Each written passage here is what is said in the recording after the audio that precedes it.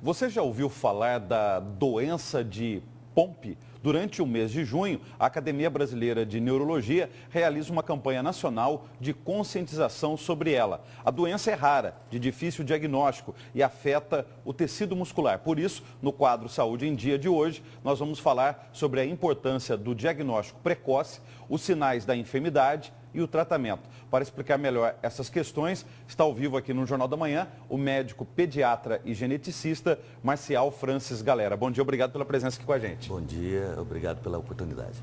Pompe, essa doença, ela foi descoberta em nível de mundo quando? A doença de Pompe foi descrita no início do século passado por um patologista alemão de nome Pompe, daí o nome da doença.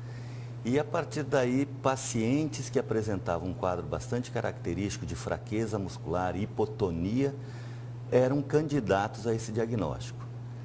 O problema é que esse diagnóstico era muito difícil de se fazer, era na maioria das vezes feito através da biópsia do músculo, ou seja, retirada de um fragmento e análise ao microscópio. Poucos laboratórios no Brasil fazem ainda hoje esse exame. Para você ter uma ideia, em Cuiabá nenhum laboratório clínico ou privado realiza o exame da biópsia de músculo. O senhor falou em hipotonia. O que é hipotonia? Hipotonia é aquela situação em que o indivíduo fica mais com a musculatura flácida, mais molinha, não consegue sustentar o corpo. E a doença de Pompe ela é importante porque ela comete desde o recém-nascido, né, na forma mais grave e muitas das vezes fatal. Existe uma forma intermediária que crianças ou lactentes e até crianças pouco maiores, e a forma tardia, que pode atingir inclusive adultos num quadro um pouco mais leve, mais atenuado. Qual que é a aparência da pessoa? A pessoa fica prostrada, cansada, sem força muscular? Como é que funciona? Exatamente. Muitos pacientes, o bebê recém-nascido já nasce hipotônico, já nasce molinho, largado, sem força, inclusive para sugar, para se amamentar, né, para se alimentar.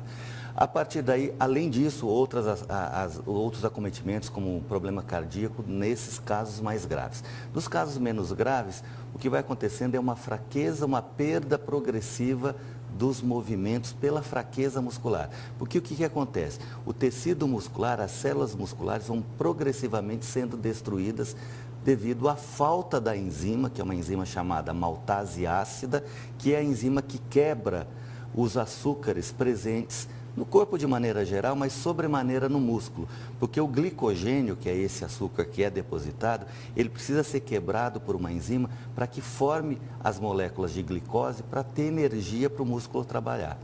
Como existe a deficiência ou a ausência dessa enzima, começa a acumular glicogênio no músculo que acaba lesando o músculo. Por isso até, me perdoe, a gente chama de doença de depósito de glicogênio.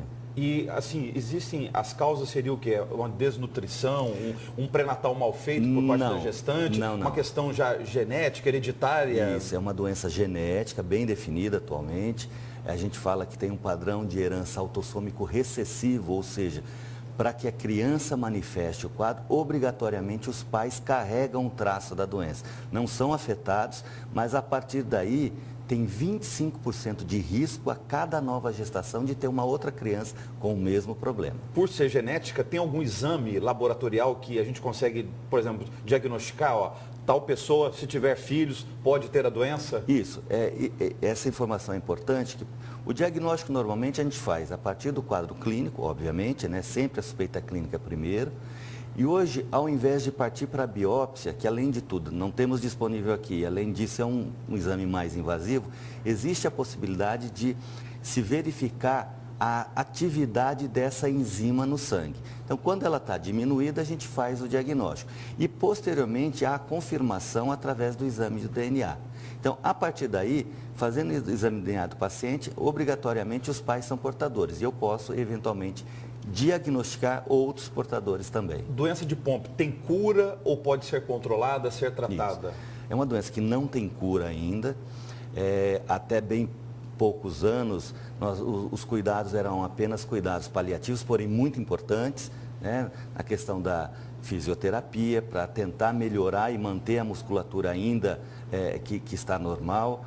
A questão, ajuda de fonoaudiólogo, as terapias de maneira geral de apoio que nos ajudam bastante. E há alguns anos já tem uma enzima né, que é uma terapia de reposição da enzima que está deficiente, que é administrada endovenosamente, através da veia, que pode melhorar o curso dessa doença, né, e realmente evitar algumas complicações. O senhor disse que foi um alemão, um patologista POMP, que descobriu a doença, mas o Brasil foi um dos primeiros países do mundo a definir uma data, 28 de junho, como um dia aí para divulgação da POMP. Né? O que nós temos programados aqui para Mato Grosso nesse mês em relação a isso? Amanhã à noite e depois de amanhã, então quarta e quinta à noite, teremos uma atividade da Sociedade Mato Grossense de Neurologia, então é um evento sobre neurogenética, onde várias palestras sobre doença de Pompe serão ministradas por profissionais aqui da cidade.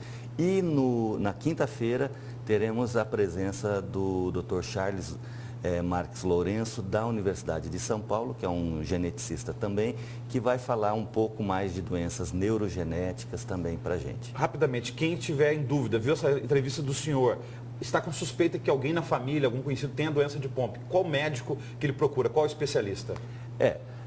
Na linha de frente, quem acaba fazendo o diagnóstico ou é o neurologista, muito neurologista, porque essa sintomatologia é muito afeita à prática do neurologista. E nós, geneticistas e pediatras, também atuamos nessa área, então seriam pediatra, neurologista, principalmente o geneticista. Obrigado pela presença, bom dia. Obrigado.